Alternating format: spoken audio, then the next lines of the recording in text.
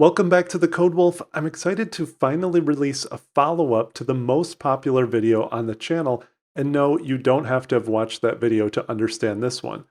So a few months ago, my younger self created a tutorial that shows how to use AI and natural language to chat with your relational SQL database, notably without using a search service or indexing the data in your tables or anything like that.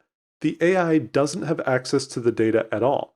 Instead, you simply provide the AI with the schema or structure of the database and ask it questions or give instructions. It generates the SQL necessary to complete the task, and then you run that SQL against the database. Now, I received a ton of feedback and questions about that app, so I decided to continue working on it off and on. So in this video, we're going to review how the new 2.0 version of this app works, explore the brand new UI and tons of features such as auto schema extraction, multi-database support, query history and favorites, data grid views, SQL query editing, and more. Perhaps most importantly though, I've decided to provide the source code on GitHub for this new version. There's a link below in the description, and we'll also see how you can get set up to use it yourself. At the end, I'll also address some common questions or issues I've seen about this tool and talk about a possible 3.0 iteration. Now, this app was a fair amount of work to build and release here, so please consider subscribing or using a super thanks to support the demo app or the channel. We've got a lot to cover here, so let's get started.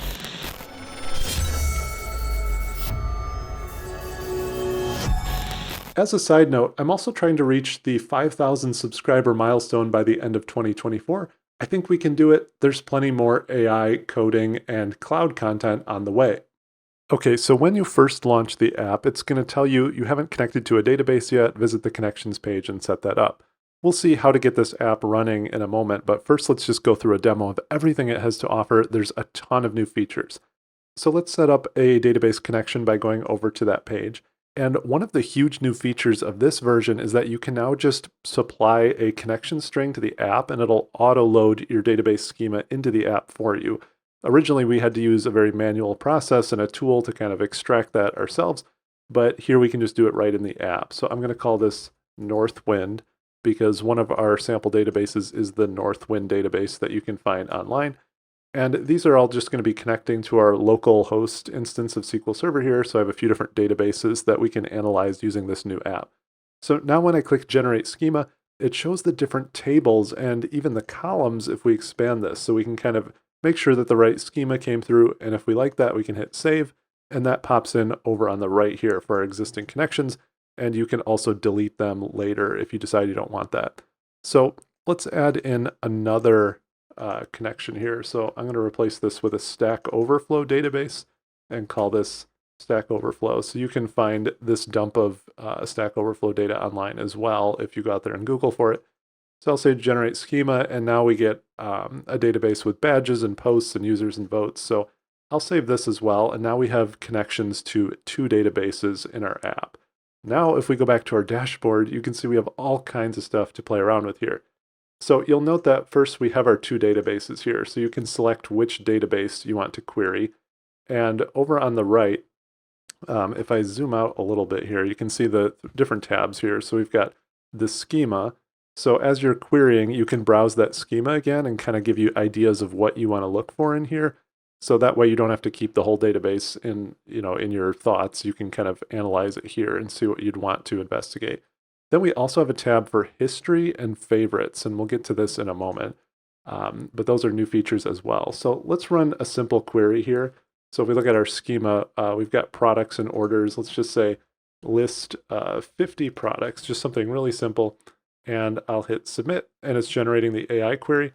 And we get this really nice data grid view back. So this UI is built using Mudblazor and Blazor Server, actually. So we get this really nice striped grid view, and you can choose how many results per page, and there's even paging and all that goodness. So you no longer have to scroll through this huge list. You get a proper table here. And there's even some UI options here to kind of adjust what this looks like. So we can kind of play around with the CSS there. And we can also favorite these queries. So now that's saved that query in our favorites. And so now anytime we want to reference that, we can just pull that from here.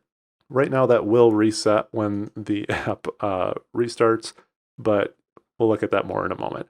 Now, the other thing here is that there's tabs. So there's now this SQL editor tab.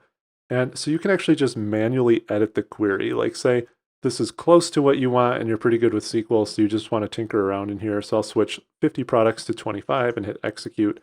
And you can see that updated down here to 25.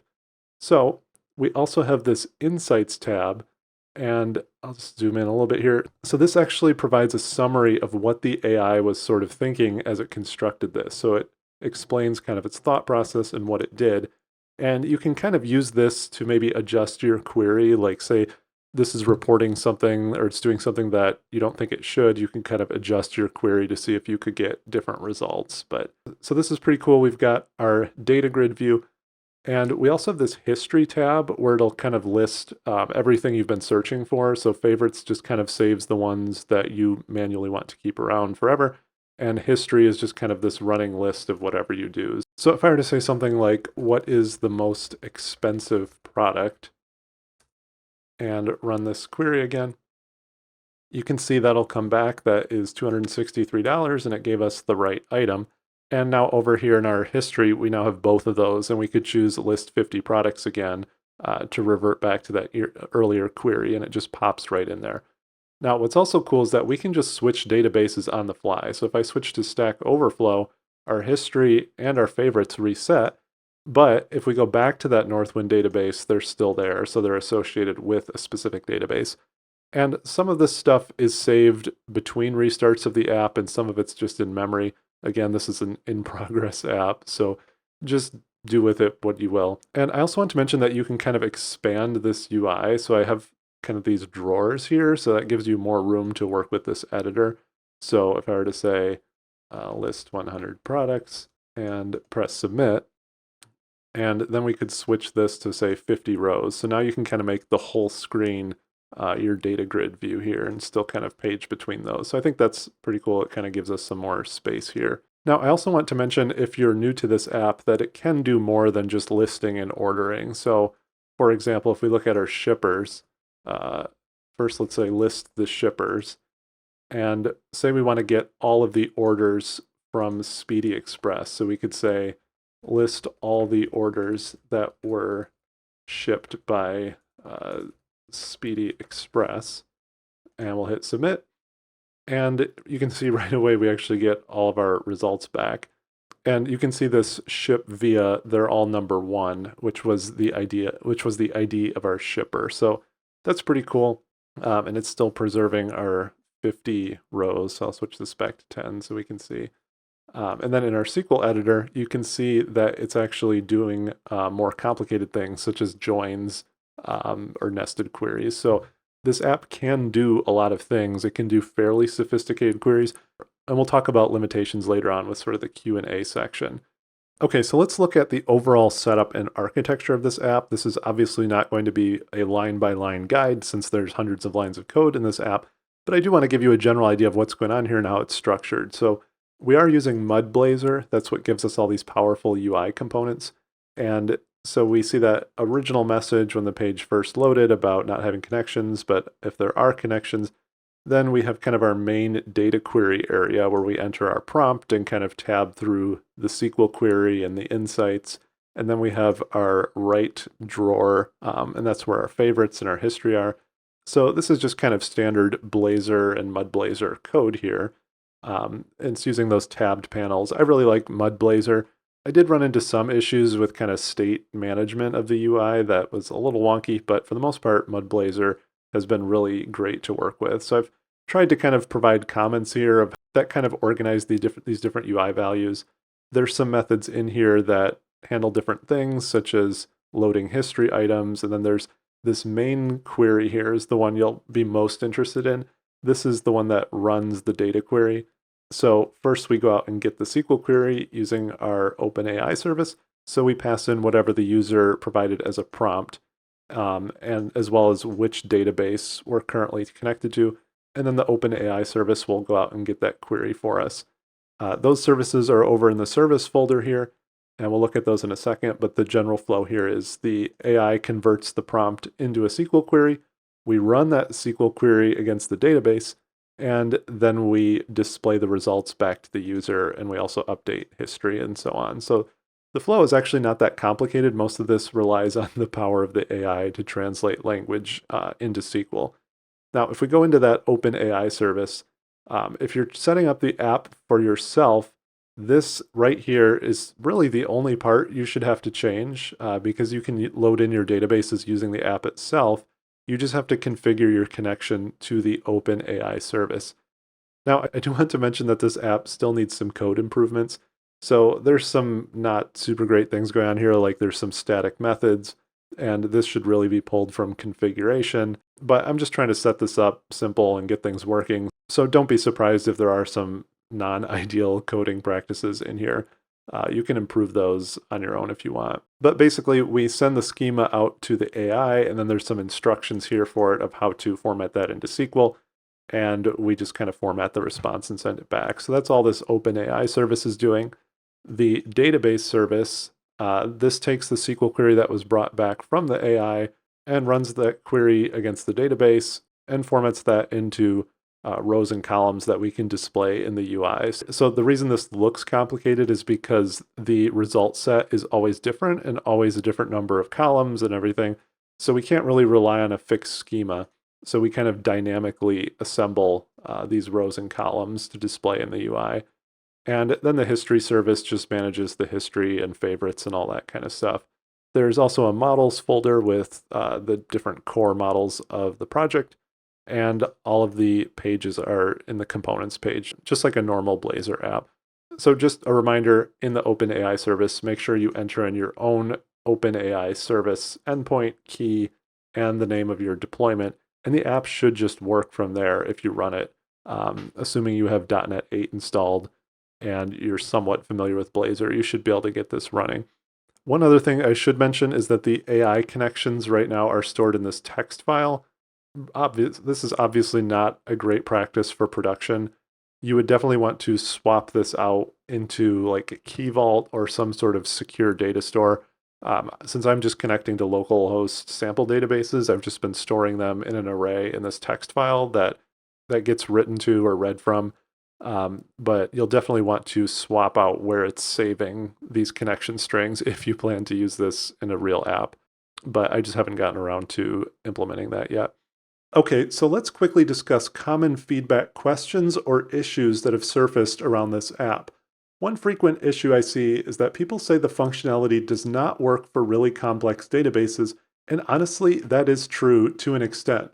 The main thing I'll say about this is that as your schema grows more complex, the schema naming and structure becomes increasingly important.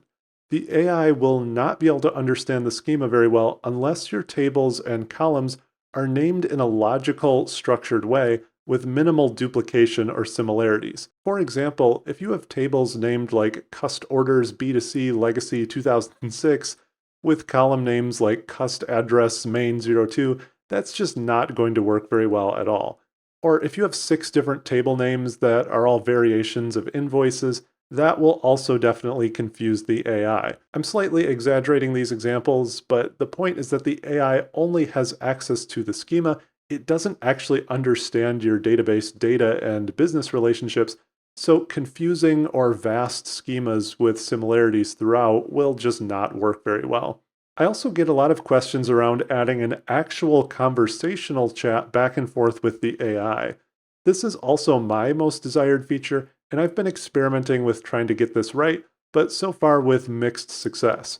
The reason this is so tough is that on follow-up questions, it's hard to instruct the AI about whether it should run additional new SQL queries, reference past queries, and in general, understand the context of the question relative to ongoing queries or relationships between multiple queries in the conversation. The AI only has access to the schema of the database, not a full index of the data itself, so it's hard to maintain that conversation state relative to building those queries against the schema. I'll keep you posted on any progress on this, and if I get it working properly, maybe we'll see that in a version 3.0.